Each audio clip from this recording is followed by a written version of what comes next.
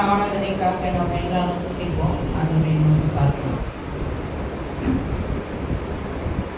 ஹல்லேலூயா. சுத்தமாக துதிக்கிறோம் துதிக்கிறோம் துதிக்கிறோம் துதிக்கிறோம் துதிக்கிறோம் ஆண்டவரே. நன்றி நன்றி நன்றி ஆண்டவரே. துதிக்கிறோம் துதிக்கிறோம் துதிக்கிறோம் துதிக்கிறோம் துதிக்கிறோம் துதிக்கிறோம் ஆண்டவரே. வல்லமையுள்ளவரே சோத்திரிக்கிறோம் சோத்திரிக்கிறோம். கிருபையின் இரக்கம் மகா பரிசுத்தம் உள்ளவரே துதிக்கிறோம். பிதாவை துதிக்கிறோம், குமாரனை துதிக்கிறோம், பரிசுத்த ஆவியானவரை ஸ்தோத்திரிக்கிறோம் ஸ்தோத்திரிக்கிறோம். பிரியவுடையவனை ஸ்தோத்திரம், திருத்துவதேவனை ஸ்தோத்திரம். ஹல்லேலூயா. நன்றி ஆண்டவரே. துதிக்கிறோம் துதிக்கிறோம் துதிக்கிறோம், வாழ்த்துகிறோம், வணங்குகிறோம், போற்றுகிறோம், ஆராதிக்கிறோம், வரவேற்கிறோம் ஆண்டவரே. அப்பா உண்மை நன்றியோடு ஸ்தோத்திரிக்கிறோம் ஸ்தோத்திரிக்கிறோம். கிருபையும் மிகை இரக்கமும் அதிகமாய் ஆண்டவரே எங்களை அவமானிக்கிறவரே துதிக்கிறோம். பிதாவை ஸ்தோத்திரம், குமாரனை ஸ்தோத்திரம். ஆண்டவரே இயேசுவே உம்முடைய நாமத்தினாலே ஸ்தோத்திரிக்கிறோம் ஸ்தோத்திரிக்கிறோம் ஸ்தோத்திரிக்கிறோம் ஸ்தோத்திரிக்கிறோம் ஸ்தோத்திரிக்கிறோம் ஸ்தோத்திரிக்கிறோம் ஸ்தோத்திரிக்கிறோம் ஆண்டவரே. அன்பின் தகப்பனே, இந்த அருமையான ஆசீர்வதிக்கப்பட்ட மனமகிழ்ச்சி நாளுக்காய் நன்றி செலுத்துகிறோம் ஐயா. உம்மை துதிக்கிறோம் ஆண்டவரை. தாழ்த்தி சமூகத்தை அர்ப்பணிக்கிறோம் ஆண்டவரே. தேவனாகிய கர்த்தருடைய கரத்திலே ஆண்டவரே இந்த ஆராதனை நாங்கள் ஒப்புக் கொடுக்கிறோம் ஆண்டவரே. நீர் ஆசீர்வதிக்க வேண்டுமாய் ஜெபிக்கிறோம் ஐயா. உம்மை ஸ்தோத்திரிக்கிறோம் ஆண்டவரே. பாடல்களின் பகுதிகளுக்காய் உம்மை ஸ்தோத்திரிக்கிறோம் ஆண்டவரே. வர்ஷிப்புக்காய் ஸ்தோத்திரிக்கிறோம். தேவனுடைய செய்திக்காய் ஸ்தோத்திரிக்கிறோம். ஆராதனையில் தேவ பிரசன்ன மகிமை இறங்கி ஆளுகை செய்படியாய் துதிக்கிறோம் ஆண்டவரே.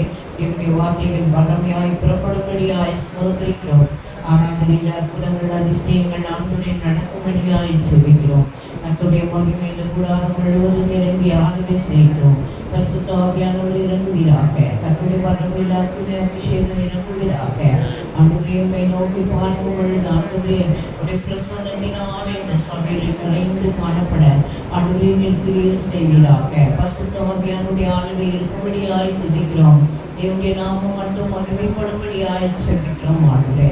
பரிசுத்த ஆவியானவர் ஆளுகை செய்க. தடைகள் எல்லாம் மாற்றி வழிநடத்துங்க. பெரிய காரியங்களை செய்ங்க. கர்த்தருடைய நாமம் மட்டும் மகிமை பெறட்டும். ஆசீர்வதி. இயேசுவின் நாமத்தில் ஜெபிக்கிறோம் எங்கள் ஜீவனுள்ள பிதாவே. ஆமென்.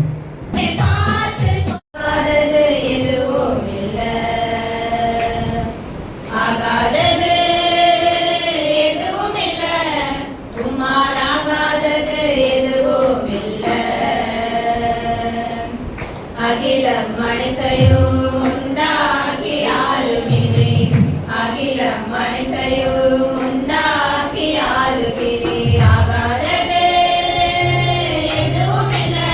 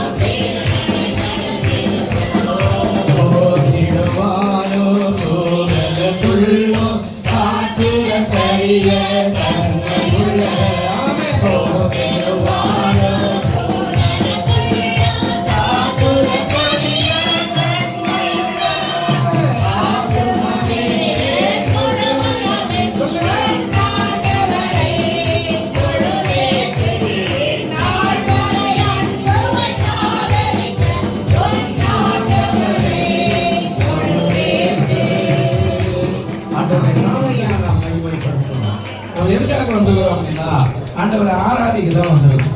ஆனால் நம்ம வேண்டியதுக்கு வேண்டிக்கு வந்துருந்தா அது நல்லா இல்லை. நீங்க நல்ல கையை தட்டி உற்சாகமா என்னுடைய நாமத்தை நான் மேம்படுத்தி ஆவில இருந்து அன்னிபாஜை பேசும்போது என்னுடைய அசைவாளர்கள் இறங்கி நம்ம மேல வருமானா நல்லவடா நல்லவடா எப்படிவடா இந்த பெரிய காரியங்களை செய்வாரு. பக்கத்துல பார்க்க வேண்டாம், யார் வந்தா யார் வரல, அதெல்லாம் பிரச்சனை இல்லை. நம்ம ஆண்டவரை நினைக்கும் போது, ஆண்டவரை துதிக்கும் போது, ஆண்டவருக்கு மகிமைப்படுத்தும் போது கர்த்தர் நல்லவர் வல்லவரோ அன்புள்ளவர் பரிசுத்தமா எனக்கு உதவி செய்ய வந்து அதை பண்ணேன். அவர் நல்ல தெய்வமா இருக்கிறார். எல்லாரும் ஹalleluya ஹalleluya நன்றி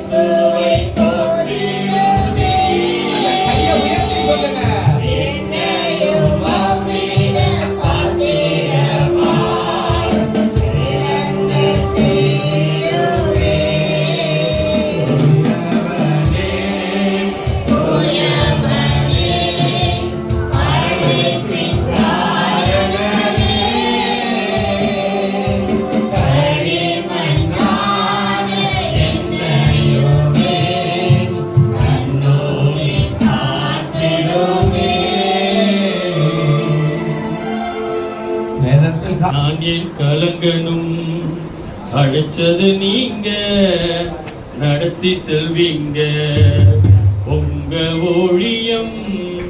நான் ஏன் கலங்கனும், அழைச்சது நீங்க, நடத்தி செல்வீங்க. திட்டங்கள் தருபவரும் நீதானையா, செயல்படுத்தி மகிழ்பவரும் நீதானையா. திட்டங்கள் தருபவரும் நீதானையா, செயல்படுத்தி மகிழ்பவரும் நீதானையா. எஜமானனே என் ராஜனே, எஜமானனே என் ராஜனே. எஜமான நீர் இருக்க வேலைக்காரனுக்கு ஈர்க்கவன். எஜமான நீர் இருக்க வேலைக்காரனுக்கு ஈர்க்கவன். உங்க ஊழியம் நான் ஏன் கலங்கனும், அழைச்சது நீங்க, நடத்தி செல்வீங்க உங்க ஊழியம். நான் ஏன் கலங்கனும், அழைச்சது நீங்க, நடத்தி செல்வீங்க. எலியாவை காகம் கொண்டு கோஷிப்பீரே, சூறை செடி சோறும் நீங்க பேசினீரே. எலியாவை காகம் கொண்டு கோஷிப்பீரே, சூறை செடி சோறும் நீங்க பேசினீரே. தெய்வமே பேசும் தெய்வமே, தெய்வமே பேசும் தெய்வமே.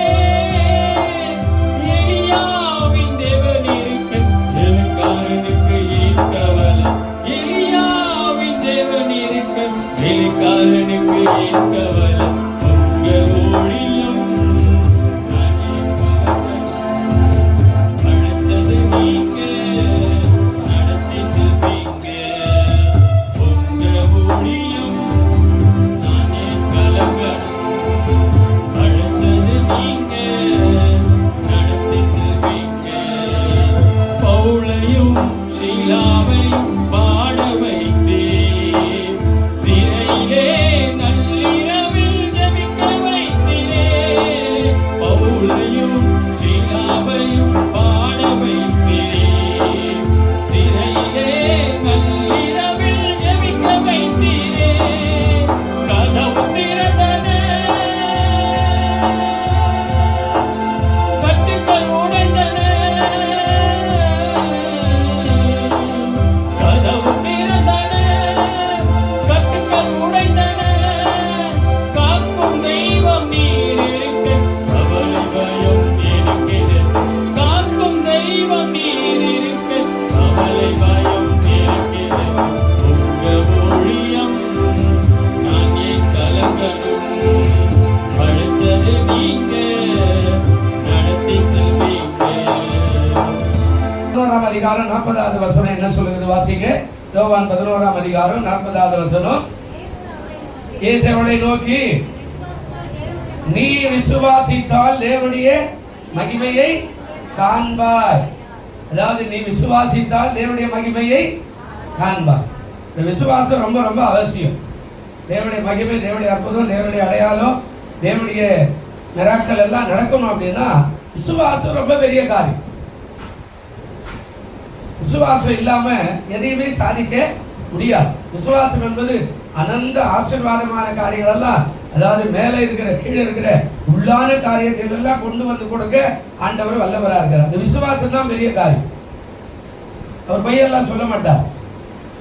விசுவாசம் இல்லை அப்படின்னா எந்த காரியத்தை பெற்றுக்கொள்ள முடியாது. நம்பிக்கை இருந்தா கடவுள், நம்பிக்கை இல்லைன்னா கடவுள் இல்லை. அப்போ ஆண்டவர் சொல்றார், நீ விசுவாசித்தால் தேவனுடைய மகிமையை காண்பார். இப்ப நம்ம விசுவாசிக்கணும்னா அதுக்கு ஒரு அடித்தளம் இருக்கிறது. மார்க் நான் ஏற்கனவே சொல்லிட்டே வரேன்.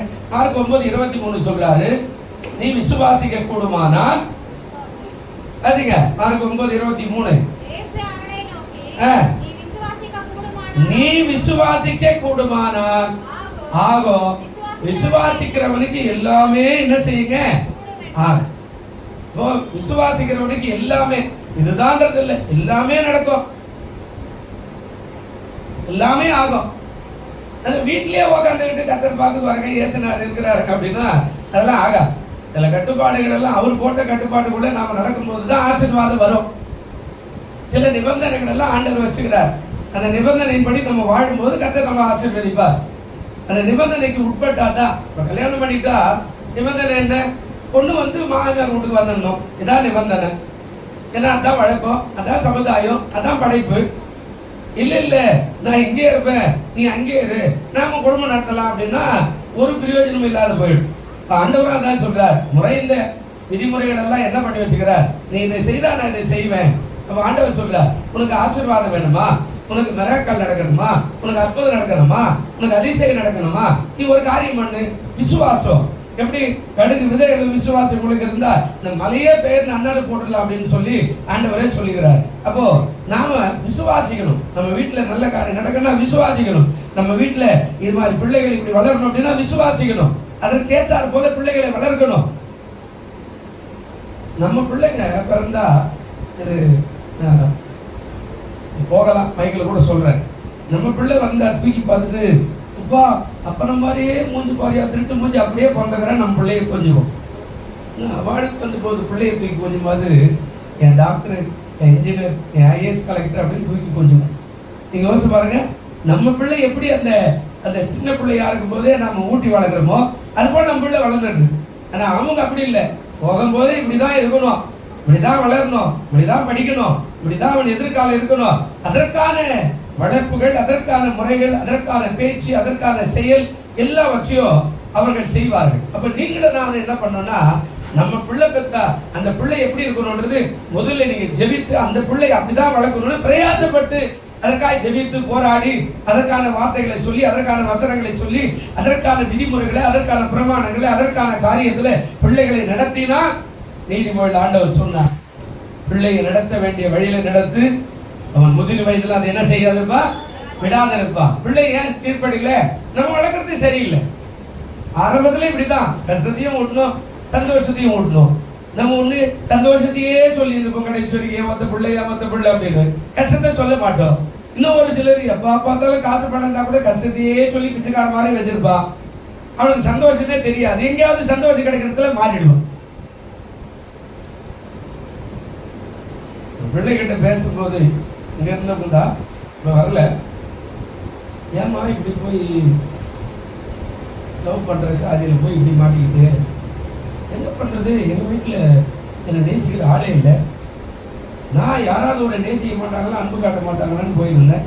யாரோ ஒருத்தர் வந்து அன்பு காட்டினா மாறிக்கிட்டேன். ஆனா எப்படி இருப்பான்னு எனக்கு என்ன தெரியும், அவன் என்னோட 10 வயசு பெரிய ஆளு, குடிகார, வேலை வெட்டிக்கே போகல, அன்பு காட்டினா மயக்காச்சு, படிச்சதெல்லாம் பெரிய படிப்பு, ஒண்ணுமே இல்லை. ஆனா ஆண்டவர் உலகத்துல சொன்னார், காதலுக்கு என்ன இல்லை, கண்ணு. அது நிஜம்தான், காதல் பண்றவனுக்கான கண்ணு இருக்கிறது. எங்கேயோ ஒருத்தர் அன்பு காட்டினா அங்க போய் சாஞ்சாச்சு. நீங்க நிறைய பிள்ளைகள் ஏன் அப்படி போகுது, நாம சரியா பிள்ளைகளை வளர்க்கல. நம்ம உட்கார வச்சு பேசணும், நீங்க என்ன பண்ண, எங்க போன, என்ன ஆபீஸ்ல நடந்தது, நம்ம அப்படி பேசுற தாயோ தகவலும் இல்லை. அவங்கவுங்க வேலை அவங்களுக்கு போச்சு.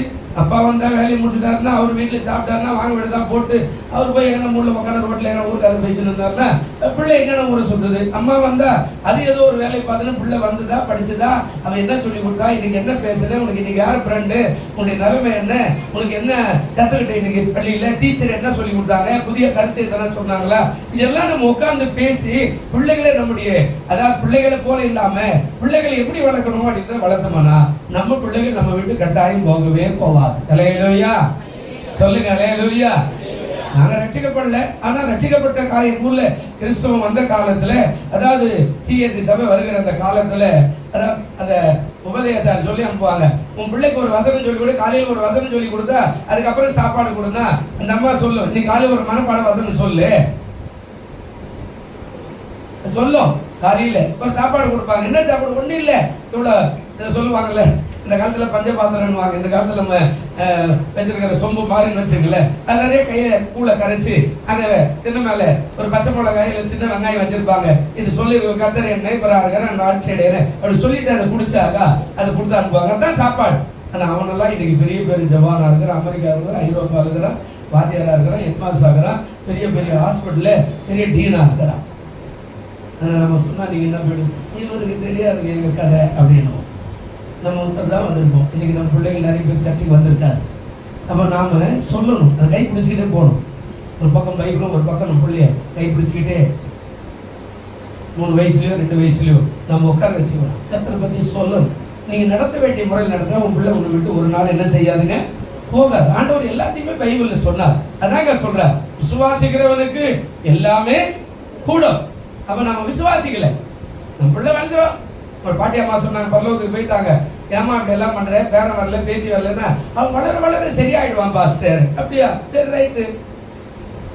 வளரும் போது இன்னொரு பக்கத்து வீட்டுக்கார பொண்டாட்டி கூட்டு போடாம 2 புள்ளிய, என்னம்மா இப்பவாது கடவுளுக்குள்ள வந்து ஜெபம் பண்ணி பிள்ளை சரி பண்ணுவான், வளர வளர சரியா இருப்பான் பாஸ்டர். கட்சியில வளர்ந்து போது அம்மா தோத்தி விட்டா, ஆயாவை தோத்தி விட்டா, இவங்க எல்லாம் ரோட்டுக்கு வந்து ஆயிடுறாங்க, என்ன இப்படி பண்ண முடிஞ்சு போச்சு. அவ்வளவு இது பாருங்க, நான் இது அதாவது அனுபவத்தோடவே சொல்லுவேன். நான் வேற எங்கேயும் நம்ம சபையில நடந்த அனுபவ கதையே சொல்லிடுவேன். நான் எல்லாத்தையும் நாம சரியா கீழ்ப்படிந்து ஊழியக்கார மூலியமா கர்த்தர் என்ன சொல்றாரு அந்த வார்த்தையை கேட்டு அதன்படி நடந்தா நம்ம பிள்ளை முதிர் வயது வரையில நம் வார்த்தைக்கு கீழ்ப்படிந்தே ஆகும். அல்லேலூயா. ஆண்டவர் சொல்றார், விசுவாசிக்கிறவனுக்கு எல்லாமே கூடும். இது நான் கண் கூட பார்த்தேன், ரட்சிக்கப்படவே இல்லை. நாங்கெல்லாம் சின்ன வயசுல 5 வயசுல அப்ப அங்க சிஎஸ்சி பள்ளி வரும்போது அங்க போற பிள்ளைகளுக்கெல்லாம் இப்படி சொல்லி கொடுப்பாங்க. ஆராதனை கரெக்டா போகணும். ஆமா, அந்த 1 மணி நேரம் தான் ஆராதனை. அந்த 1 மணி நேரத்துக்கு அந்த பிள்ளையோட கூட அந்த ஐயா கூட போவார். ஏர்போர்ட் தானே கூட விட்டுட்டு போய் கோயில்ல உட்காந்துட்டு முத்தி போட்டுன்னு போயிட்டே இருப்பார். இன்னைக்கு அவருடைய பிள்ளைகள் எல்லாம் பெரிய பெரிய சொத்துக்கு சொந்தக்காரன் ஆயிட்டார். இயேசுவை நம்பி வந்தவனை யாரையும் ஆண்டவர் கைவிட மாட்டார். அல்லேலூயா. சத்தமா சொல்லுங்க, அல்லேலூயா. நாம என்ன நினைக்கிறோம், ஞாயிற்றுக்கிழமை கோயிலுக்கு போறதால அங்க போய் வேலை செஞ்சுட்டு வந்தா கர்த்தர் நம்மளை ஆசீர்வதிப்பார் அப்படின்னு நினைக்கிறோம். ஆனா இயேசுவை நம்பி வருகிறவனை யாரையிலே அவர் அவ்வளவு சீக்கிரம் நல்லனதே கிடையாது. ஏன் தெரியுமா, அவர் நம்மை ஆசீர்வதிக்கத்தான் அவர் மரணத்தை செவிட்டார். அல்லேலூயா. ஆனா நாம என்ன பண்றோம், நமக்கே ஒரு சாக்கு போக்கெல்லாம் வச்சுக்கிறோம். வெயிலுங்க, தண்ணி வரலுங்க, அது வரலுங்க, அதனால சர்ச்சை வரல. நான் என்னுடைய அனுபவத்துல சொல்லுவேன், நீ ஞாயிற்றுக்கிழமை ஒரு நாள் ஆகிலும் கர்த்தருக்கு என்று வருஷத்துல உண்மை உத்தமாய் வாழ்ந்து பாரு, கர்த்தர் உங்களை ஆசீர்வதிக்க கட்டாய வல்லவரா இருக்கிறார். அல்லேலூயா. நான் மருத்துவமனையில் இருந்து ஆபரேஷன் பண்ண நாளை தவிர மற்ற நாள்ல பர்மிஷன் எழுதி வச்சு டாக்டர் கிட்ட நர்ஸ் கிட்ட கெஞ்சி இருப்பேன், சர்ச்சைக்கு போடணும். நான் இது வரைக்கும் ஒரு நாள் அவ்வளவு சீக்கிரம் சர்ச்செல்லாம் கட் பண்ணதே கிடையாது. எந்த சூழ்நிலை வந்தாலும் அவனா பக்கத்து வீட்டுல செத்தா கூட நான் அந்த பக்கம் பேக்கெட் பக்கம் போய் வருவான். கிராமத்துல சொல்லுவான், பேக்கெட் பக்கம் போடானுவான். பேக்கெட் பக்கம் போய் வந்து கோயில உட்காந்து இருப்பேன். உனக்கு அது வயிறாகி வரும், எனக்காக நேசர் மறிக்கப்பட்டார். அல்லேலூயா. மாமா வந்துட்டா, மச்சா வந்துட்டா, அம்மா வந்துட்டா, பாட்டி வந்துட்டா, அதனால நீங்க கோயிலுக்கு போக மாட்டேன் அப்படின்னா ஆண்டவர் கூட அப்படிதான் உங்களை ஆசீர்வதிப்பார். டிவியில ஓடுது, நான் எல்லாரும் பார்க்கறவங்க கூட சேர்த்து சொல்லுவேன், ஒரு வைராகி நமக்குள்ள, ஒரு வைராகி நமக்கு இருந்தாதான் நம்மளை ஆண்டவர் ஆசீர்வதிப்பார். நமக்கு இல்லைன்னா எல்லாமே கூட நம்ம வாயில வேணா வார்த்தை பேசிக்கிட்டே இருக்கலாம், ஆனா எல்லாமே கூடாது. ஏன்னா நீ விசுவாசமே இல்லை.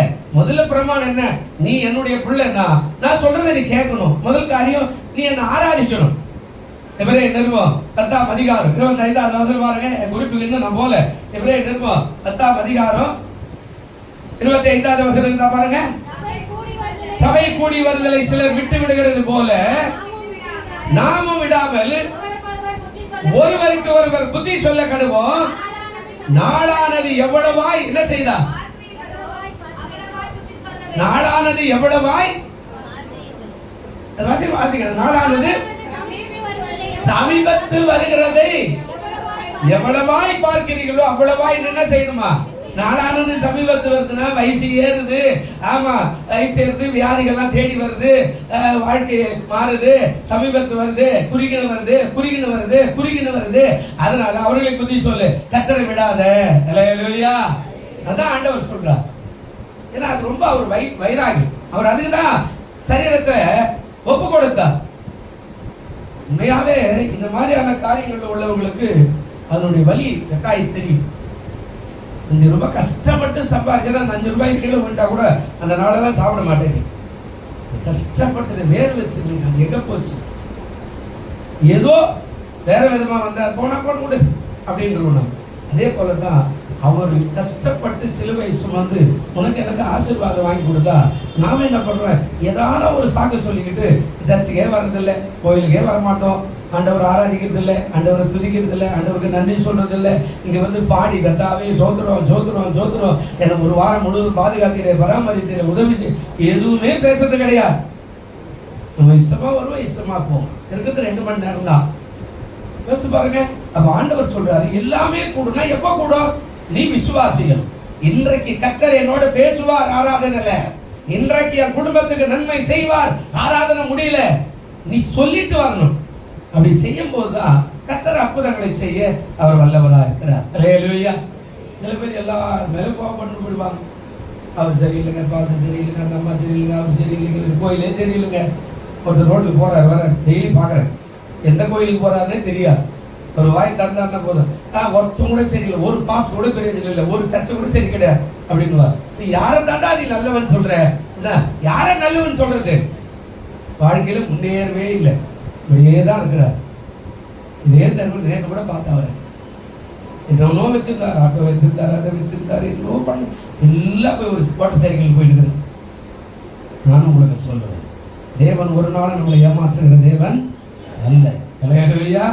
அவரை கெட்டியா புடிச்சுக்கிட்டு அவர் சொல்ற பிரமாணத்தின்படி கொஞ்சம் வாழ்ந்து பார்ப்போமானா நம்மளை உயர்ந்த ஸ்தானத்துல தான் வைப்பாரே தவிர கீழே இறக்கவே மாட்டார். எல்லாம் ஆகும். யோவான் நிருபத்தை திறந்து கொள்ளுவோம். இதுல இருந்து ஒரு 5 காரியத்தை நான் சொல்ல போறேன். இன்றைக்கு நீ விசுவாசித்தால் தேவனுடைய மகிமையை காண்பார்.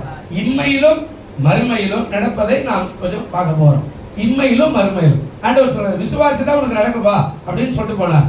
இப்ப யோவான்ல இயேசுநாதர் சொன்ன வார்த்தை நிறைய இருக்குது. அதுல ஒரு 5 நம்முடைய ஆவிக்குரிய வாழ்க்கைக்கு பிரயோஜனமாய் நான் உங்களுக்கு சொல்ல போறேன். அதாவது இம்மை அப்படின்னா இந்த காலங்கள் வாழ்கிற காலம், மறுமை அப்படின்னா மரணத்துக்கு பிற்பாடியான காலம், அதாவது பரலோகத்தில் நடக்க போற காலம். அப்ப இம்மையில என்ன ஆசீர்வாதம், மறுமையில என்ன ஆசீர்வாதம்? நீ விசுவாசித்தால் தேவனுடைய மகிமை காண்பாய். அல்லேலூயா. சத்தமா சொல்லுங்க அல்லேலூயா. நீ விசுவாசித்தால், விசுவாசத்தினால் நீதிமான் பிழைப்பான், விசுவாசி அதரானே. விசுவாசத்தினால் நீதிமான் பிழைப்பான், விசுவாசி அதரானே. கலங்காதே திகையாதே விசுவாசியே, கல்வாரி நாயகன் கைவிடாதே. கலங்காதே திகையாதே விசுவாசியே, கல்வாரி நாயகன் கைவிடாதே. விசுவாசத்தினால் நீதிமான் பிழைப்பான், விசுவாசி அதரானே. அல்லேலூயா. விசுவாசித்தால் நீதிமான் பிழைப்பான். விசுவாசம் போது நீதிமானை சேர்த்து சொல்லிட்டாரான். நீ விசுவாசி நீதிமான வாழ்ந்தா உனக்கு ஒரு பிரச்சனையுமே கிடையாது. உன்னை நான் வாழ வைப்பேன். என்ன நீதியின் மேல் பசிதாக உள்ள ஆண்டவர் வாழ வைப்ப அப்படின்ற 5 காரியம். அதாவது இன்மையிலும் மறுமையிலும் நீங்க குறிச்சுக்க. கர்த்தர் ஆசீர்வதிப்பார். யோவான் 1ஆம் அதிகாரம் 12வது வசனத்தை நாம் வாசிக்கலாமே. யோவான் 1:12 என்ன அழகா சொல்றாரு பாருங்க. அவருடைய நாமத்தின் மேல விசுவாசம் உள்ளவர்களாய் அவரை ஏற்றுக்கொண்டவர்கள் எத்தனை பேர்களோ அத்தனை பேரும் தேவனுடைய பிள்ளைகளாகும்படி அவர்களுக்கு என்ன கொண்டாடா? இப்போ நீ விசுவாசித்தால் தேவனுடைய மகிமை காண்பா. முதல் காரியம் சொல்றாரு, நீ விசுவாசித்தா நீ ஆண்டவருடைய பிள்ளை ஆகும்படி உனக்கு அதிகாரம் கொடுக்கிறார். அல்லேலூயா. இந்த அதிகாரம்ன்றது சாதாரண காரியம் இல்லை. ஆண்டவருடைய பிள்ளைன்னு அதிகாரம் வந்துச்சுன்னா நாம எதையும் கூட செய்யக்கூடிய ஒரு வாய்ப்பை ஆண்டவர் நமக்கு வச்சிருக்கிறார். ஆண்டவருடைய பிள்ளைன்றதே பெரிய அதிகாரம் தானே. அதை விட வேற என்ன? இப்போ ஆண்டவர் கேட்கிறாரு, ஆபிரகாம உனக்கு என்ன வேணும்? எனக்கு என்ன வேணும்? எல்லாத்தையும் கொடுத்தீங்க, தேசத்தை விட்டு வாங்க, வந்துட்டேன். இப்ப போன்னு சொன்னீங்க, போயிட்டேன். இந்த இடம் உனக்கு தருவேன்னு சொன்னீங்க, தந்துட்டீங்க. இப்ப நான் என்ன வேணும்னு கேட்கணும். எனக்கு ஒரு பிள்ளை இல்லையே. இப்ப வயசு 90, எனக்கு ஒரு பிள்ளை இல்லையே. சரி வெளியில வா, பாரு நட்சத்திரத்தை பாரு, எல்லாம் உங்களுடைய பிள்ளையா இருப்பாங்க, இவ்வளவு இருப்பாங்க அப்படின்னு சொல்லிட்டா இவன் யோசிக்கிறான். வயசான போய் இதெல்லாம் நடக்குமா? ஒரு பக்கம் மனசுல இருந்திருக்கும், பைபிள்ல அது இல்ல. எல்லாருக்குமே அது எண்ணம் வரதான் செய்யும். வயசாகி போச்சு, இதுக்கு மேல ஆவர கதையா அப்படின்ற ஒரு எண்ணம் இயற்கையா வரும். இப்ப அவனை கூப்பிட்டு சொல்ற, இவங்கமா என்னுடைய சந்ததி இருக்கும் அப்படின்னு சொல்லிட்டு போயிட்டார். அந்த சந்ததி அவ்வளவு வரணும்னா இவன் விசுவாசிக்கணும். ஆண்டவர் சொல்றாரு, விசுவாசித்தால் தேவனுடைய மகிமையை காண்பாய். நமக்கு தெரியும் எல்லாம் முடிஞ்சு போச்சு, ஹாஸ்பிட்டல்ல டாக்டர் சொல்லிட்டாரு எல்லாமே நடக்காதுமா, அவ்வளவுதான்மா, அவ்வளவுதான், நம்ம வாழ்க்கை முடிஞ்சு போச்சு, ஆமா புருஷனுக்கு சண்டை, அவ்வளவுதான், வாழ்க்கை இல்ல, என் பிள்ளைகள் சரியா இல்ல, அவ்வளவுதான், என் பிள்ளை மாறாது, ஏதாவது ஒரு காரியத்தை நம்ம ஒரு கதவு போட்டு வச்சுருப்போம் எல்லாத்தையும். ஆனா ஆண்டவர் சொல்ற, விசுவாசி நீ தேவனுடைய மகிமையை. இப்ப இந்த உலகத்துக்குரிய காரியம் என்ன சொல்றாரு ஆண்டவர் சொல்ற, அவருடைய நாமத்தின் மேல் விசுவாசம் உள்ளவர்களாய் அவரை ஏற்றுக்கொண்டவர்கள் எத்தனை பேர்களோ, அது 1 கோடியா இருந்தாலும் 9 கோடியா இருந்தாலும் 150 கோடி இருந்தாலும் 550 கோடியா இருந்தாலும், உலகத்துடைய ஜனத்தொகை 56 கோடி அப்படின்னு சொல்றாங்கல்ல, 56 கோடியா இருந்தாலும் அவர் சொல்ற, என்னை ஏற்றுக்கிட்டேன்னா அடுத்த காரியம் சொல்றாரு, அத்தனை பேர்களும் தேவனுடைய பிள்ளைகளாகும்படி அவர்களுக்கு என்ன கொடுக்கிறாரா? அதிகாரம். இப்ப ஆண்டவர் சொல்றாரு, இந்த பிள்ளை, இப்ப அந்த பிள்ளைக்கு முன்னாடி சாராளு சில அநியாயம் பண்ணிட்டார். உலகத்துல அதை வச்சுதான் அப்படி ஒரு வார்த்தை சொல்லியிருப்பாங்கன்னு நினைக்கிறேன். பெண் புத்தி என்னதுங்க?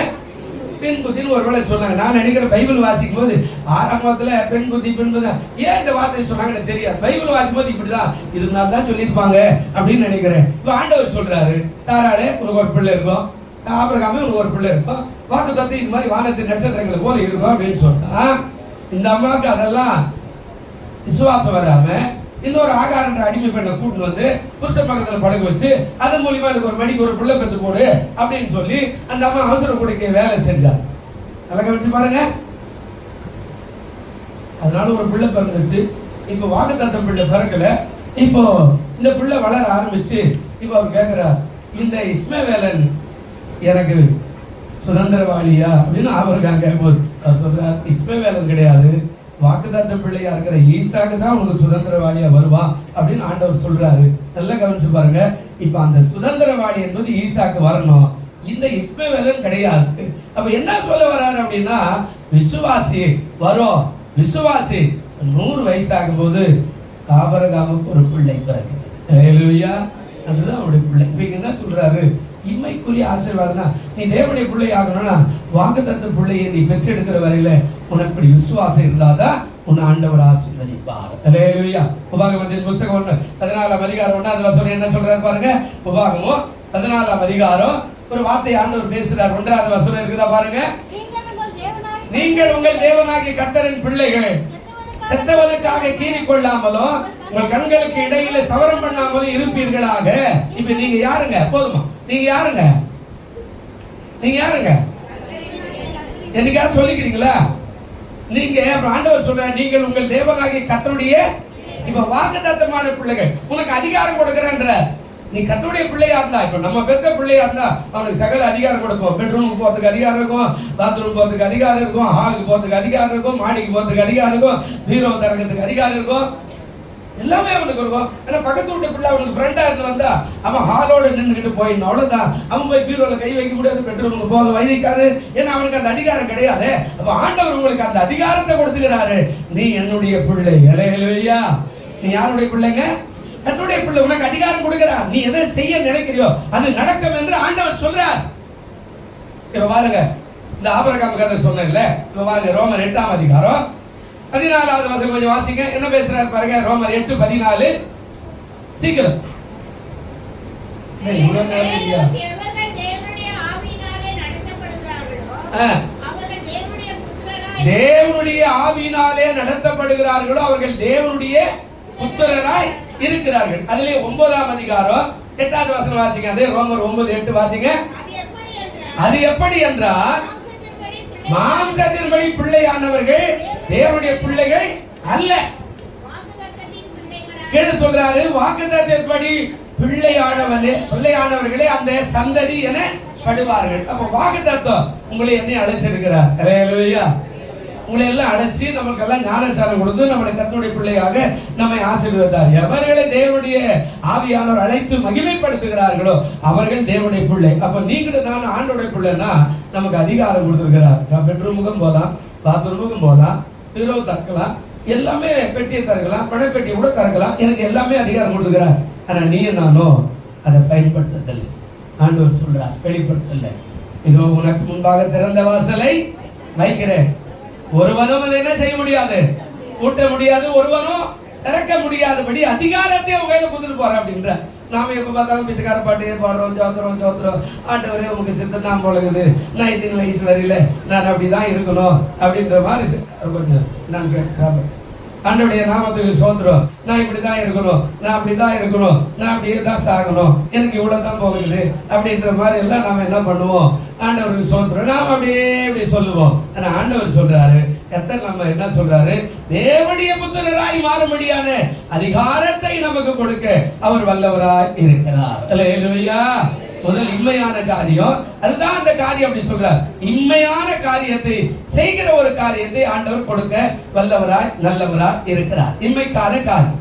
ஆனா இம்மைக்கான காரியம் நமக்கு என்ன இருக்குது? அதிகாரம். தேவனுடைய பிள்ளை அதிகாரம், தேவனுடைய பிள்ளைக்கான அதிகாரத்தை நம்ம கொடுக்க வல்லவராய் இருக்கிறார். கர்த்தருக்கு ஸ்தோத்திரம். ஆனா முதல்ல காரியம் அதுதான், இம்மைக்கான காரியம். இங்க சொல்ற வாக்குத்தத்தத்தின்படி பிள்ளையானவர்களே அந்த சந்ததி என படுவார்கள். வாக்குத்தத்தமான சந்ததி, அதனுடைய நாமத்துக்கு மகிமை உண்டாகும். அந்த வாக்குத்தத்தமான சந்ததி எப்படி வருது அப்படின்னா, ஆண்டவர் சொல்றார் இம்மைக்குரிய காரியம், மறுமைக்குரிய காரியம் இல்ல. இங்கேயே ஆண்டவர் உங்களை கூப்பிட்டு இருக்கிறாரு, இங்கேயே உங்களை பரிசுத்தப்படுத்துகிறார், இங்கேயே உங்களை அதிகாரம் கொடுத்திருக்கிறார். இந்த அதிகாரத்தின்படி நீங்க வாழும்போது நீங்க தேவனுடைய பிள்ளைகளா இருக்கிறீர்கள். அல்லேலூயா. வாக்குத்தத்தம் செய்த கர்த்தரே, வாக்கு மாற உண்மை நாதனே, வாக்குத்தத்தம் செய்த கர்த்தரே, வாக்கு மாற உண்மை நாதனே, வாக்கை நம்பி வந்து நிற்கிறோம், வல்ல ஆவி மாறி போற்றுமே, உந்தன் வாக்கை நம்பி வந்து நிற்கிறோம், வல்ல ஆவி மாறி போற்றுமே. தேவனே நீ பெரியவர், பெரியவர், தேவனே நீ நல்லவர், நல்லவர், தேவனே நீ வல்லவர், வல்லவர், தேவனே நீ பரிசுத்தர், பரிசுத்தர், வாக்கை நம்பி வந்து நிற்கிறோம், வல்ல ஆவி மாறி ஊற்றுமே.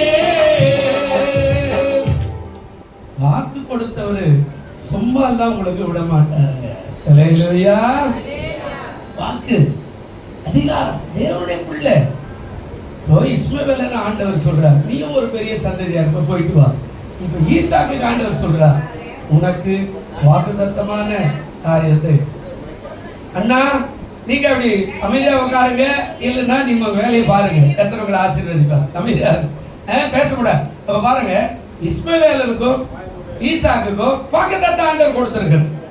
கர்த்தர் நல்லவர், அவர் நல்ல தேவன், அவர் இரக்கமுள்ள தேவன்.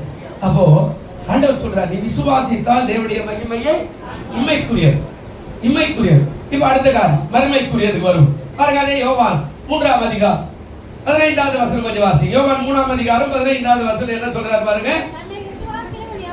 என்னை விசுவாசிக்கிறவன் எவனோ அவன் கெட்டு போகாமல் நித்திய ஜீவனை அடையும்படி அவரை உயர்த்தப்பட வேண்டும். போய் மறுமைக்குரிய காரியத்துல பேசுறார். என்ன பேசுறாருன்னா, தன்னை விசுவாசிக்கிறவன் எவனோ அவன் கெட்டு போகாமல் நித்திய ஜீவனை அடையும்படி அவர் உயர்த்தப்பட. இப்போ நீ விசுவாசித்தா நித்திய ஜீவன், அதாவது எப்படின்னா நித்தியமாய் வாழுகிற ஒரு வாழ்க்கை இங்க இல்ல, பரலோகம்.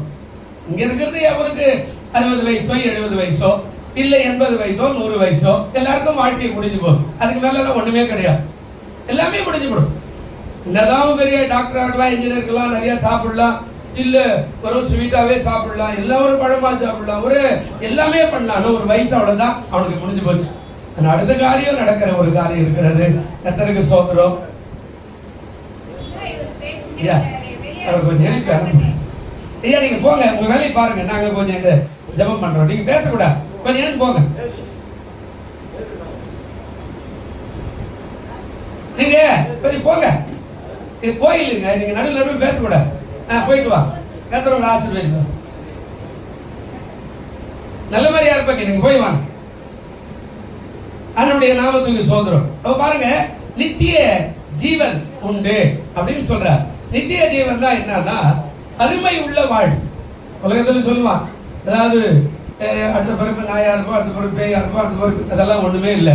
மறுமைனா உலகத்துல மறிச்சு பரலோகத்துல போய் இருக்கும்போது கர்த்தர் நம்மை ஆசீர்வதிக்க வல்லவராய் நல்லவராய், அதான் மறுமையான ஒரு வாழ்வு என்று வேதத்துல ஆண்டவர் சொல்றார். மறுமைக்குரிய வாழ்வு அது எப்படி அப்படின்னா, நீ விசுவாசித்தா நான் அங்கே ஆண்டவரோடு கூட இருப்பேன் மறுமையில அப்படின்ற ஒரு எண்ணம் நமக்கு வரணும். அது நமக்கு வரணும். அது எப்போ விசுவாசா தான் வரும். இப்ப இதுல இன்னும் கூட கொஞ்சம் தெளிவா பேசுறாரு. 16வது வசனம் வாசிங்க. சர்ப்பமானது மோசேயினால் வனாந்தரத்துல உயர்த்தப்பட்டது போல மனுஷகுமாரனோ தன்னை விசுவாசிக்கிறவன் எவனோ அவன் கெட்டு போகாமல் நித்திய ஜீவனை அடைபடி அவரை உயர்த்தப்படணும். அவரை உயர்த்தப்படும். கர்த்தர் ஆசீர்வதிப்பார். அல்லேலூயா. நல்ல கவனி, இது நீங்க நல்லா புரிஞ்சுக்கணும். இது மறுமைக்குரிய வாழ்வு. இப்ப இதுக்கு கூட நீ விசுவாசிக்கணும். பூலோகத்துல ஆண்டவரே சோற கூட, ஆண்டவரே துணி கூட, ஆண்டவரே என் குடும்பத்தை ஆசீர்வதி, கடனை காட்டும் ஆண்டவரே, இதையே பேசி இதையே ஜெபம் பண்றதை விட, நல்ல கவனிங்க, இதையே சொல்றது கூட கொஞ்சம் மறுமைக்குரிய வாழ்க்கையில என்னை மறுரூபமாக்குங்க ஆண்டவரே அப்படின்னு ஜெபிக்கிற ஆளா இருந்தா மறுமை என்பது உனக்கு ஆசீர்வாதமாய் மாறிடும். அல்லேலூயா. 16வது வசனம் பாருங்க. அதுல சொல்றாரு, தேவன் தம்முடைய ஒரே பேரான குமாரனை விசுவாசிக்கிறவன் எவனோ அவன் கெட்டு போகாமல் நித்திய ஜீவனை அடையும்படிக்கு அவரை தந்தருளி இவ்வளவாய் உலகத்துல என்ன பண்ணாரா? இப்போ அங்க போனோம்னு நீங்க விசுவாசிக்கணும். உலகத்துல சொல்லுவா இல்ல, அடாவிடப்பா வெந்ததை சாப்பிட்டு விதி வந்தா சாமியா போயா, அப்படி இந்த உலகத்துக்குரியவனாவே தான் இருப்பேன். அவைக்குரியவனா நீ இருக்க முடியும்.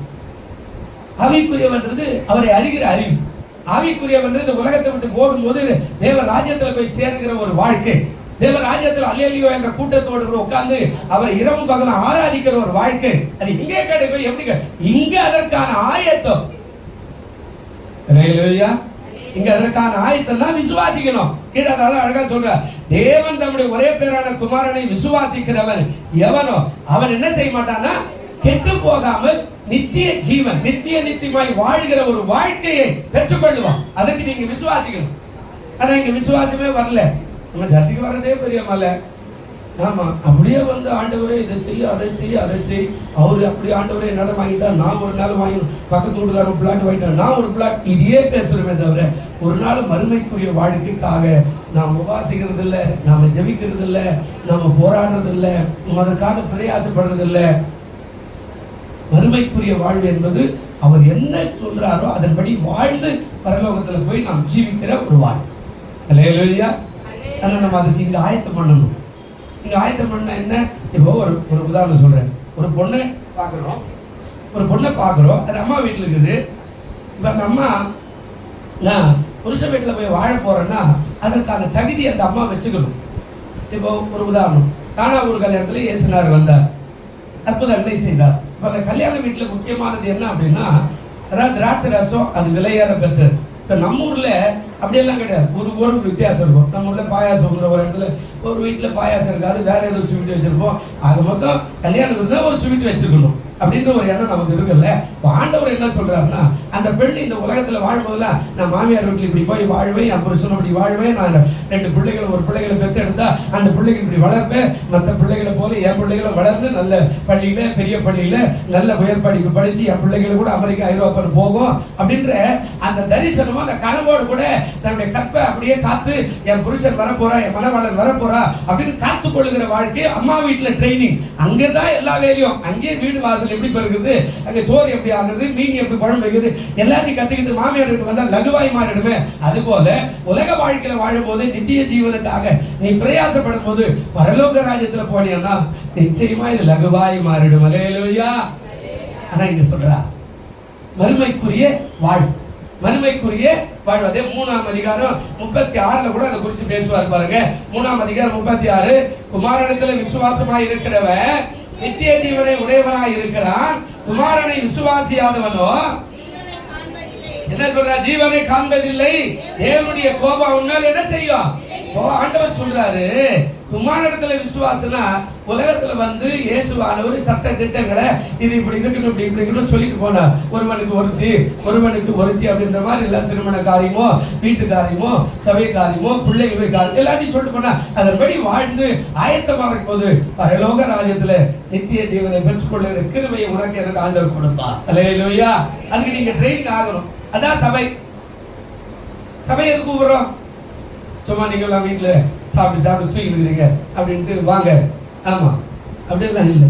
உங்களுக்கு ஒரு ட்ரைனிங். நீ ஆண்டவருடைய பிள்ளை ஆயிட்டேன்னா உங்களுக்கு ஒரு ட்ரைனிங் கொடுக்குறாங்க. வேலை போய் என்ன பண்ண போறோம் அதற்கான ட்ரெயின். அங்கே ஆராதனை இருக்கும், அங்கே நின்று ஆண்டவரை துதிக்கிற காரியம் இருக்கும், அல்லேலூயா பாட்டு போடுறோம், தேவதூர்களை ஏஞ்சல் போல உட்கார்ந்து கர்த்தருடைய நாமத்தை மயப்படுத்த முடியாத காரியம் அங்கே நடக்க போகுது. அதற்கான ட்ரெயின் இங்கே ஆயத்தம் பண்ணது அங்கே போகணும். இப்போ நீட் தேர்வு எதுக்கு எழுதுறோம்? அங்கே 500 மார்க் எடுத்தோம்னா செலக்ஷன், அங்கே 500 மார்க் கீழே எடுத்துன்னா ஆமா தள்ளி விட்டுருவான், போ நீ வெற்றி பெறல. அப்போ அங்க போனோம்னா அதை செய்யணும், அங்க போனோம்னா இதுக்கு ட்ரைனிங் எடுக்கணும், அதுக்கு படிக்கணும், அதை படிச்சு அதுக்கப்புறம் டாக்டர் போனோம், அதுக்கப்புறம் 5 வருஷம் அங்க உள்ள படிக்கணும். இதுக்கு உள்ளவே போய் 5 வருஷம் ஒரு தவளை எடுத்துனுவா, ஒரு மனுஷன் எடுத்துனுவா, ஒரு ஆட்டை எடுத்தா, ஒரு மாட்டை எடுத்தா, எல்லாத்தையும் அறுத்து பாரு, இது குடல் எப்படிங்குது, இது தோல் எப்படிங்குது, இதுக்கு எலும்பு எப்படிங்குது, அதெல்லாம் இங்க ட்ரைனிங் ஆயிட்டேனாக்கா டாக்டர் கிட்ட போய் உட்காந்து சார் எனக்கு ரொம்ப வயிற்று வலிக்குது சார்னா வயிற்றை பார்க்கும் போதே கை வச்சு பார்த்துட்டு சரி இவருக்கு இதான் மாத்திரை அப்படின்னு எழுதி கொடுக்க ட்ரைனிங் 5 வருஷம் அதுக்கு எடுக்கணும். இது எடுக்காத நான் டாக்டர் அப்படின்னா ஒரு பிரயோஜனம் வர. அல்லேலூயா சொல்லுங்க, அல்லேலூயா. அப்போ நித்திய ஜீவனுக்கு போனா மறுமைக்கு ட்ரைனிங் இங்கதான். அதான் அங்க சொல்றார். கர்த்தருடைய நாமத்துக்கு மகிமை உண்டாகட்டும். கர்த்தர் நல்லவர். 3வது பாருங்க, அதே யோவான் 6ஆம் அதிகாரம், யோவான் 6ஆம் அதிகாரம் 35வது வசனத்தை கொஞ்சம் வாசிங்கன்னா ஒரு சம்பவத்தை சொல்றார். இயேசு அவர்களை நோக்கி ஜீவ அப்போ நானே, என்னிடத்துல வருகிறவன் ஒரு கால் என்ன செய்யான்? பசி அடையான். என்னிடத்துல விசுவாசமா இருக்கிறவன் ஒரு கால் என்ன செய்ய மாட்டான்? இதுவும் மறுமைக்குரிய காரியம், அதாவது இம்மைக்குரிய காரியம். ரெண்டுமே கலந்து இருக்கிற மறுமைக்குரிய காரியம் இருக்குது, இம்மைக்குரிய காரியம் இருக்கிற. என்ன ஆண்டவர் சொல்றாரு? ஒருவனும் தாகம் அடையான், பசி அடையான் அப்படின்னா ரெண்டு காரியமும் பரலோகத்துக்குரியது இருக்குது, பூலோகத்துக்குரியது இருக்குது. அதனால தான் பேசுறாரு. 34 வாசி என்ன சொல்றாரு பாருங்க. அப்பொழுது அவர்கள் அவரை நோக்கி ஆண்டவரே இந்த அப்பத்தை எப்பொழுது எங்களுக்கு தர வேண்டும் என்றார்கள். இயேசு அவர்களை நோக்கி ஜீவாப்போ நான் தான், என்னிடத்துல வருகிறவன் ஒரு காலம் பசி அடைய, அந்த இடத்துல விசுவாசமா இருக்கன்னு ஒரு காலம் என்ன செய்ய மாட்டான். இது என்ன காரியம்னா ஆண்டவர் இஸ்ரவேல் ஜனங்களை எகிப்து விட்டு கொண்டு போறார். இப்ப அவர்களுக்கு உலகத்துல இருக்கும் போது கறி சாப்பிட்டாங்க, வெள்ளரிக்காய் சாப்பிட்டாங்க, வெள்ளைப்பூண்டு சாப்பிட்டாங்க, எகிப்துல என்னெல்லாமோ அடிமைத்தனமா இருந்தா கூட அதெல்லாம் சாப்பிட்டாங்க. இப்ப அவ்வளவு பேர் 20 லட்சம் புருஷர்கள், 5 லட்சம் புருஷர்கள், 5 லட்சம் மனைவிமார்கள், ஆளுக்கு 2 பிள்ளை இருக்கா கூட ஒரு 10, ஆக மொத்தம் 20. அதுக்கப்புறம் ஆடு மாடு எல்லாமே வாழ்ந்துட்டு அந்த எகிப்தை விட்டு போகும்போது இப்ப அவர்களுக்கு ஆகாரம் கொடுக்கணும்னா எந்த ஆடு அடிக்கிறது, எந்த மாடு அடிக்கிறது, எங்க போய் பயிர் வைப்பா? ஆண்டவர் யோசித்தார் என்ன பண்ணும்? வானத்திலிருந்து தேவ தூதர்கள் புசிக்கிற அப்பத்தை கீழே இறக்கணும். அந்த அப்பத்தை புசித்தவன் பிழைப்பான், புசிக்காதவன் மறைச்சிடுவான் அப்படின்னு ஆண்டவர் அங்க வாக்குத்தத்தத்தை கொடுத்து அவர்களுக்கு அந்த அப்பத்தை பொழிய பண்ணினார். 40 ஆண்டுகள் பொழிந்தார். அதுல கட்டளை விட்டுட்டு போயிட்டார். என்ன கட்டளை அப்படின்னா காலையில எழுந்து சூரியன் உதிக்கிறதுக்கு முன்னாடி போய் பார்த்து அந்த பனியோடு கூட அந்த உருட்சியான திரட்சியான அந்த அப்பத்தை எல்லாம் சேகரித்து அதை கொண்டு வந்து அதை தட்டி ஜலித்து அரைத்து அப்பங்களாக சுட்டு சாப்பிடணும். வெயில் ஏறின பேருக்கு போனா அது அங்க இருக்காது, அது காய்ந்து போயிடும், அது உருகி போய்விடும். அதுக்கப்புறம் அவன் பட்டினியா இருப்பான். அதாங்க ஆண்டவர் சொன்னார். இப்போ உலகத்துக்கு வரும்போது போய் சொல்றார் நானே ஜீவ அப்போ 33 சொல்றார் வானத்திலிருந்து இறங்கி உலகத்துக்கு ஜீவனை கொடுக்கிற அப்போ தேவன் அருளிய அப்போ என்றார். நான் தான் அப்போ அப்படின்னா என்ன அர்த்தம்னா என்னை புசிக்கிறவன். அதுக்காக அவர் அடிச்சு பிடிச்சு அதெல்லாம் இல்லை. என்னை விசுவாசிக்கிறவன், என்னை ஏற்றுக்கொள்ளுகிறவன், என் மேல் அன்பு வைக்கிறவன், என் மேல அதாவது அபாரமான தாகமாய் இருக்கிறவன் ஒரு காலம் பசி அடையான், ஒரு காலம் தாகம் அடையான். அது உலகத்திலும் மேல மறுமையிலும் ரெண்டுத்துக்குமே சேர்த்து சொல்லிட்டு போறார். எப்போ என்ன விசுவாசிக்க அதை கீழே வரும்போது சொல்ற 37 பிதாவானவர் எனக்கு கொடுக்கிற யாவரும் என்னிடத்துல வரும், என்னிடத்துல வருகிறவன் நான் என்ன செய்ய மாட்டேன், உடம்பே தள்ளவே மாட்டேன் அப்படின்னா. அப்போ நீ உலகத்துல விசுவாசிதா உலகத்துல பசி அடையா தாகம் அடையா, பரலோக ராஜ்யத்துல அப்படியே தான் உனக்கு நடக்கணும் ஆண்டவர் சொல்றார். பெரிய முறையில் அப்ப எல்லாத்துக்குமே காரணம் விசுவாசம். கர்த்தர் என்ன போஷிப்பா. அல்லேலூயா. கர்த்தர் என்ன முதல்ல ஒரு கதை சொன்ன இல்ல, கர்த்தரே மேய்ப்பராக நான் ராஜா அடிக்கிறான்னு சொல்லிட்டு இந்த கஞ்சியை குடிச்சிட்டு போனேன்னா உன்னை ஆண்டவர் ஆசீர்வாதிப்பான அந்த உபதேசம் சொல்றது அதை செஞ்சுவேன். இன்னைக்கு அவருக்கு ஏகப்பட்ட சொத்து அந்த சிஎஸ்ஐ பள்ளியில போய் அதை சொன்னவன். இப்ப நாங்கெல்லாம் அப்பெல்லாம் ஏசுனார் ஏத்துக்கலாம், இன்று நான் கூட அதை சொல்லிக்கணும். ஆனா எங்க வீட்டுல எல்லாம் யாரும் ஆண்டவர் பிள்ளை இல்லை. யாரும் ஆண்டவர் பிள்ளைய தாய் தகவல் போய் அதை உட்கார்ந்து அதை செஞ்சு அதை கீழ்ப்படி செஞ்சு அவனெல்லாம் பெரிய காரியங்களை சாதிக்கிறவனாய் மாறினான். கர்த்தர்களுக்கு அறிவாளிகளாய் மாற்றினார். பெரிய பெரிய ஹெட்மாஸ்டர்களாய் மாற்றினார்கள். காரணம் என்ன? அவர் சொல்ற அந்த வார்த்தையை கேட்டு கீழ்ப்படிப்போம். இங்க அதான் சொல்றார், நீ பெற்றுக்கொள்ளனா விசுவாசிக்கணும். நான் பரலோகத்துல இப்படி ஆண்டவரோட இருப்பேன், விசுவாசிக்கணும். பூலோகத்துல என்னுடைய தேவையை சந்திப்பார்னா விசுவாசிக்கணும். இம்மைக்கும் மறுமைக்கு ரெண்டுத்துக்கு சேர்த்து வருது. இம்மைக்கும் நீ விசுவாசித்தா பசி அடியா தாகம் அடியா. இம்மைக்கு நீ விசுவாசத்தை முடிச்சனா பரலோகத்துக்கு போனா அங்கேயும் பசி அடியா தாகம் அடியா. அங்க ஆண்டவருடைய பிள்ளையா இருப்பா. அல்லேலூயா. ஒரு வசனம் மட்டும் வாசிங்க, அதை சொல்லி கொடுக்குறேன் பாருங்க. சங்கீதம் 36 8வது வசனம் வாசிங்க. சங்கீதம் 36 8 இருக்குதா? சீக்கிரம் சீக்கிரம் போடுப்பா. சங்கீதம் 36 8 என்ன சொல்றார்? உமது ஆலயத்தில் உள்ள சம்பூரணத்தினால் திருப்தி அடைவார்கள், உமது பேரின்ப நதியினால் அவர்கள் என்ன செய்வாங்க? ஆலயத்துல சம்பூர்ணம் இருக்கிறது. அல்லேலூயா. பரிபூர்ணம். சம்பூர்ணம்னா என்னதுங்க? பரிபூர்ணம். நம்ம ஆலயமே வேண்டாம். நிறைய பேர் வீட்டுல உட்காந்து கதையெல்லாம் சொல்றாங்க. நேரம் இல்லைங்க, வெயில் இல்லைங்க, தூங்கிட்டு. ஆலயத்துல கர்த்தருடைய சத்தியத்தை கேட்டுட்டு நீ போனேனா விசுவாசமா உன் வேலையில் லகுவாய் மாறும். அல்லேலூயா. அதுதான் சொல்லுவாங்க, ஆலயத்தில் உள்ள சம்பூர்ணத்தினால் நாங்க என்னவாயிடுறோம்? சத்திய வசனத்தை கேட்டனுடைய ஆன்மா விருத்தி அடைந்து திருப்தி அடையும் போது உன் வாழ்க்கை இந்த உலகத்துல திருப்திகரமாய் வாழ தேவன் வல்லவராய் இருக்கிறார். அல்லேலூயா. அடுத்த காரியம் சொல்றார், உமது பேரின்ப நதியினால் அவர்கள் என்ன செய்வார்கள்? தாகத்தை. இந்த பேரின்ப நதி என்பது பரலோக ராஜ்யத்தில் வருகிறது, பூலோகத்தில் வருகிறது. பேரின்பம்.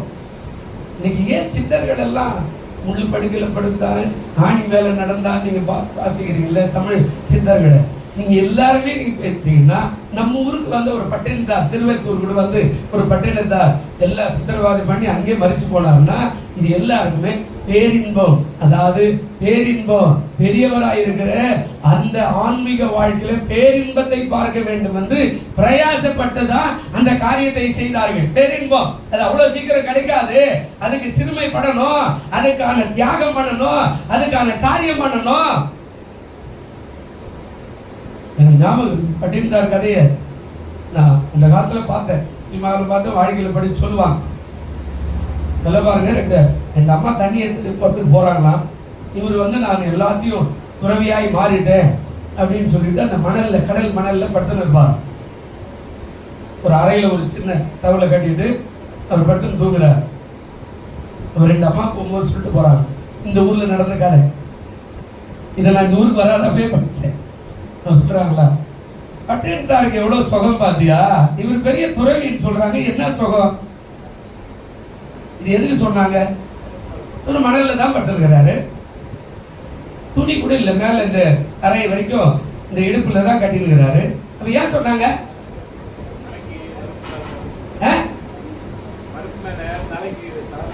இல்ல, இந்த கைய இப்படி தலைக்கு வச்சுக்கிட்டு அப்படியே படுத்து போகும்போது சொன்னா பட்டினத்தார் துறவி துறவி என்றாரு. தலையை கூட கீழே வச்சு படுக்காம கையை மடிக்க தலைக்காணி மாதிரி வச்சிருக்கிறாருன்னா இவர் என்ன துறவி? அன்னைக்குதான் ஒரு முத்தம் துறந்த துறவியாய் மாறினாரா. அல்லேலூயா. அப்போ துறவி என்றவனுக்கு எதுவுமே கிடையாது, தலைக்கு கூட வச்சிருக்க கூடாது. அப்போ ஆண்டவர் சொல்றாரு, பேரின்பத்தை பார்ப்பதற்கு இது கூட தடையா இருக்கிறதா அப்படின்னா, அதனால உங்களை குடும்பமா வச்சுக்கிறாருன்னா ஆசீர்வாதமா வச்சுக்கிறாருன்னு அர்த்தம். அந்த பேரின்பம் என்பது என்ன அப்படின்னா, நாம தியாகம் பண்ணும் போது மட்டும்தான் பேரின்ப நதி நம்மளால தியாகமாய் மாற்ற முடியும். அல்லேலூயா. நான் எதுக்குமே வர மாட்டேன், கொடுக்க மாட்டேன், ஜெபிக்க மாட்டேன், ஆமா பைபிள் எல்லாம் வாசிக்க மாட்டேன், சர்ச்சுக்கும் வர மாட்டேன், என் பிள்ளைகள் வராது, நானும் வர மாட்டேன், ஆண்டவருடைய பிள்ளை அப்படின்னா நீங்க எப்படி இருப்ப? உலகத்துக்குரியவனா இருப்பேன். ஆசீர்வாதம் என்பது வருவது ரொம்ப ரொம்ப கஷ்டம். பேரின்பம் வர அதுக்குதான் அந்த முள் படுக்க. எல்லாரும் சொன்னாங்க, சித்தர்கள் முள் படுக்கல ஆணில் மேல நடந்தாங்க, தன்னை கீறி கொண்டாங்க, மலையில போய் வருஷக்கணக்காக கெபில உட்காந்துக்கிறாங்க. நம்ம ஊர்ல இருந்து கூட ஒருத்தர் போவார்ல, எருமாய் மலைக்கு ஓடி ஓடி உட்கார்ந்து இருப்பாரு. நிறைய பணம் ஆகி போச்சு, என்ன பண்றதுன்னு தெரியல. அவரு அந்த பணத்தை என்ன பண்ணுவாரு? கோடிகளை பூச்சிக்கிட்டாரு. இது என்ன பண்றது தெரியல. பணம் மயக்கம் என்பது ஆள ஒரு வழி ஆகிடும். ஆமா, அதனால அவர் அடிக்கடிக்கு அங்க போய் உட்காந்துக்கிறார். கொஞ்சம் சமாதானம் கிடையாது. நான் அவருக்கு சொல்லுவேன், நீ அடிக்கடிக்கு அங்க போத, உங்க வீட்டு பக்கத்துல ஒரு சர்ச்சு அங்க போய் உட்காரு, உனக்கு பேரின்பம் வந்துடும். அல்லேலூயா. இதை இயேசு தான் சொல்றாரு, நானே வழியும் சத்தியமும் ஜீவனமா இருக்கு, என்ன நம்புடா, நான் உன்னை ஆசீர்வதிக்கிறேன் அப்படின்னு சொல்லிட்டு போயிட்டார். அவ்வளவுதான்.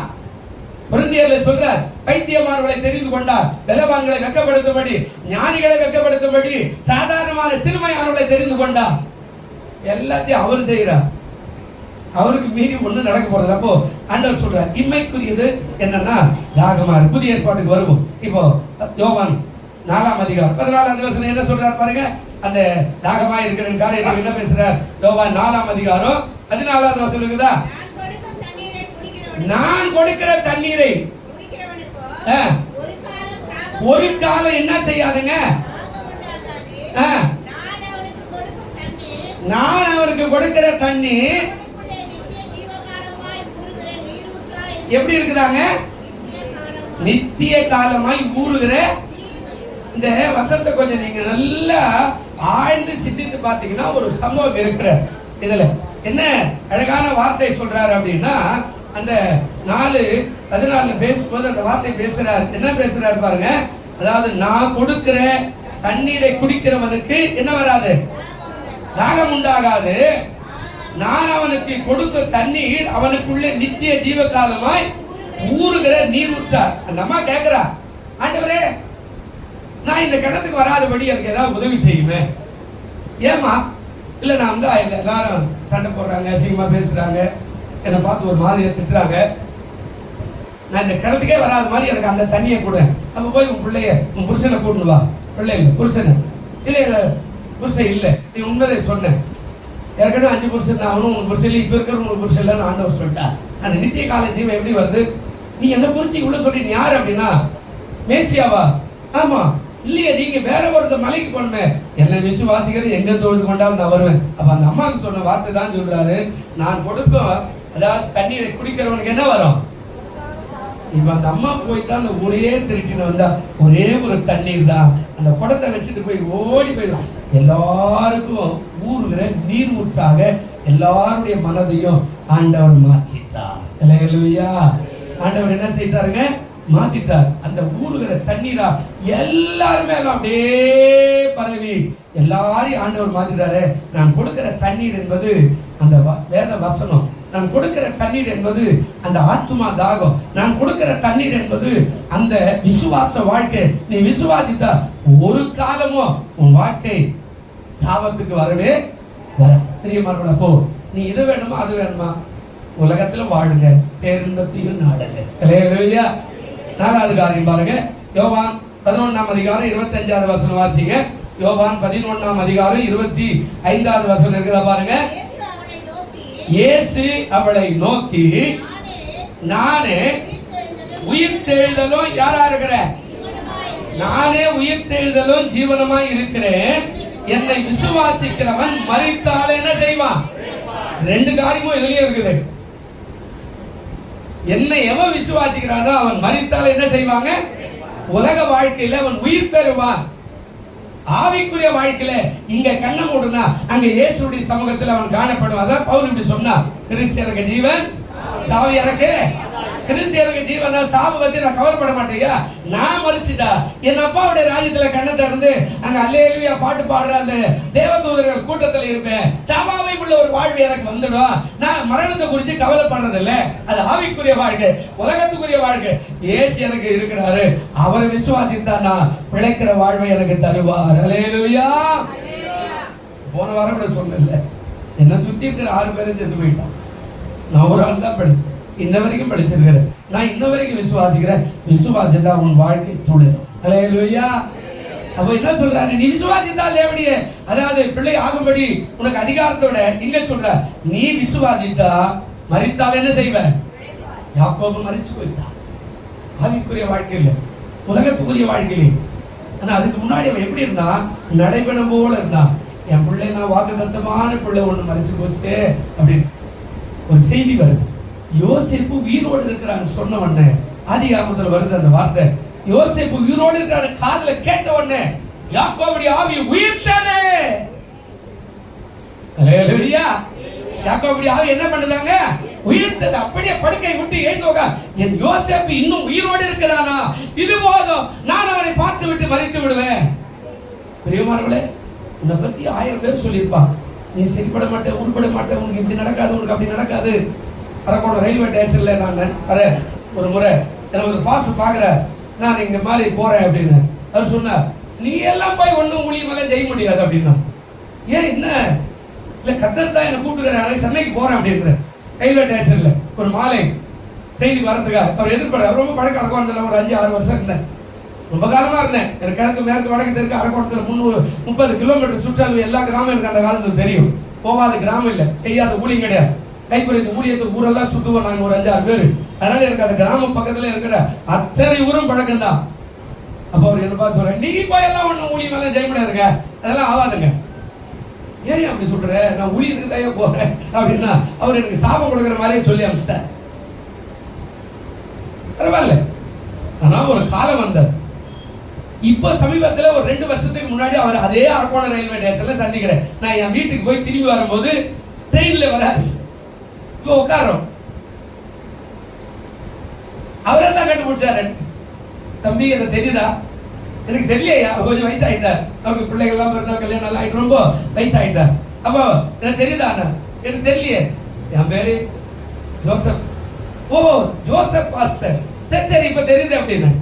பேர் சொல்லக்கூடாது, நான் சொல்லிட்டேன். நீ என்ன பண்ற? ஊழியம் செய்யறேன் சென்னையில. இல்ல உன்னை குறிச்சு நான் கேள்விப்பட்டேன், ஒரு சபை வச்சு நடத்துறீங்களாமே, நல்லா ஊழியம் செய்றீங்களாமே, உங்க நண்பர்கள் அங்க சொன்னாங்க அரக்கோணத்துல அப்படின்னா. கர்த்தர் உங்களை ஆசீர்வதிப்பா. ஹல்லேலூயா. இதுக்கு விலைக்கேறி கிட்டத்தட்ட 25 ஆண்டுகள் கடந்து போன பிறகு அந்த ஐயாவை சந்திக்கிறேன். உலகம் சொல்லலாம், உன்னை உருப்பட மாட்டேன், உனக்கு ஒண்ணுத்துக்கு உதவ மாட்டேன், உனக்கு எதுவுமே நடக்காது, உனக்கு எல்லாமே முடியாது. இயேசு சொல்றாரு, நீ விசுவாசித்தா மரித்தாலும், ஹல்லேலூயா, நீ விசுவாசித்தா, விசுவாசமா சொல்லுங்க, நீ விசுவாசித்தா மரித்தாலும், நீ விசுவாசித்தால் மரித்தாலும், வியாதியில மரிக்கலாம், வேதனையில மரிக்கலாம், கண்ணீர்ல மரிக்கலாம், கடல்ல மரிக்கலாம், கவலைகள்ல மரிக்கலாம், நெருக்கத்துல மரிக்கலாம், துன்பத்துல மரிக்கலாம், துயரத்துல மரிக்கலாம். எல்லாருமே கைவிட்டாங்க, கை கூடி வந்தது, கைவிட்டு போய்விட்டதை நான் என்ன பண்ணுவேன் நினைக்கலாம். ஆனா இயேசு சொல்றாரு, நீ விசுவாசித்தா உன்னுடைய மரணத்திலிருந்து கூட உன்னை உயிர்ப்பிக்க வல்லவரா இருக்கிற. ஹல்லேலூயா. அவரால் முடியாது எதுவுமே இல்லைங்க. அதான் ஆண்டவர், நீ விசுவாசித்தா மரிச்சிட்டானா கூட பரவாயில்ல, உன்னை உயிர்ப்பிக்கிற வல்லவர் நான் தான். இம்மையில போய் உன்னை எழுப்புவேன் நான், நீ பயப்படாத. ஒரு வசனம் மட்டும் அதுக்கு வாசிங்க. என்ன சொல்றா? நீதிமொழி 4:4 வாசிங்க. இதுக்கு நிறைய வசனம், 10 மணி ஆயிடுச்சு, ஒரு 5 நிமிஷம் அப்படி எடுத்துக்கிறேன், இன்னொரு காரியத்தை சொல்லி முடிச்சிடறேன். நீதிமொழி 4:4 வாசிங்க. அவரே எனக்கு போதித்து சொன்னது, உன் இருதயம் என் வார்த்தைகளை கை கொள்ள கடவது, என் கட்டளை கை கொள், அப்போது என்ன செய்வேன்? வார்த்தை தான் உன்னை பிழக செய்யும். ஹல்லேலூயா. நீ பைபிள் எடுத்துற கைய கோயிலுக்கு வரப்போ கை வச்சுக்கிட்டு எங்க பாருங்க, சர்ச்சுக்கு போய் வரங்க, மாறு கையில் ஒரு வேதம். இந்த வேதத்தை சுமக்கிறவனை கர்த்தர் சுமப்பார். ஒரு பெரிய ஊழியக்காரனை சொன்னார், ஒரு ஹெட்மாஸ்டர் நினைச்சிட்டார், பரலோகத்துக்கு போயிட்டார். அவர் செய்யாத ஊழியமே கிடையாது. பட்டினோடி கிராமத்துல எல்லாம் ஜீவானந்த என்ற தேவ ஊழியர், ஆசிரியர் படியே ராஜன்மா படித்து ஊழியத்துக்கு வந்தவர் சொன்னார், இந்த வேதத்தை நீ சுமந்தியான மகனே மகளே, இந்த வேதம் உன்னை சுமத்து. ஹல்லேலூயா. ஆமா, கடலூர் மாவட்டத்தில் ஒரு கிராமத்துல இருந்து வந்தவர் அந்த வேதத்தை சுமந்து உலகத்துல இந்த தமிழ்நாட்டுல தைரியமா டிவில சொல்றேன், 2 பேருக்கு தான் வெளிநாட்டுல கிரீன் கார்டு கொடுத்தா. அதுல அந்த ஊழியக்காரர் ஒருத்தர் கையில பைபிளோடு போவார், பைபிளோடு வருவார், வீட்டுக்கு ஒண்ணுமே கொண்டு வர மாட்டார். வெளிநாட்டுக்கு போனோம், அவர் செக் பண்ணவே மாட்டாங்க. அவர் பெட்டியை செக் பண்ண, அவர்கிட்ட ஒண்ணு இருக்காது, விட்டான்னு போட்டானா அப்படியே மீறி செக் பண்ணா ஒண்ணு இருக்கு. எங்க கொண்டு போன 4 துணி, அந்த 4 துணியோட திரும்பி வரும், ஒரு பைபிள் இருக்கு, அவ்வளவு. பட்டி தொட்டியெல்லாம் ஊழியம் செய்தார். நல்லா யோசிச்சு பாருங்க. கர்த்தர் சொல்றார், என்ன சொல்றாருங்க? என்னுடைய கட்டளைய நீ கை கொண்டேனா என்ன செய்வ? பிழைப்பாய். ஹல்லேலூயா. வார்த்தையை நீ வச்சுக்கிதான் வாழ்க்கையில பிழைப்பே வரும். வார்த்தையை விட்டுட்டு சும்மா பக்கத்து விட்டு மாமி சொன்னார், அந்த மாமி செய்ய, எது விட்டு அக்கா சொன்னா, அவன் சொன்ன, இதெல்லாம் ஒரு ஆசீர்வாதமும் உனக்கு வந்து சேராது. நம்பு, விசுவாசி, தேவனுடைய மகிமையை என்ன செய்வ? காணுவேன். என்னை இன்னைக்கு கூட எவனா சொல்லுவான், குடியா கர்த்தர் பாத்துக்குவாரு, அவ்வளவுதான். எப்படியா செய்யற? கர்த்தர் பாத்துக்குவாரு, அவருக்கு தெரியாது ஒண்ணுமே கிடையாது அப்படின்னு. அவர் வார்த்தையை பிடிச்சுக்க.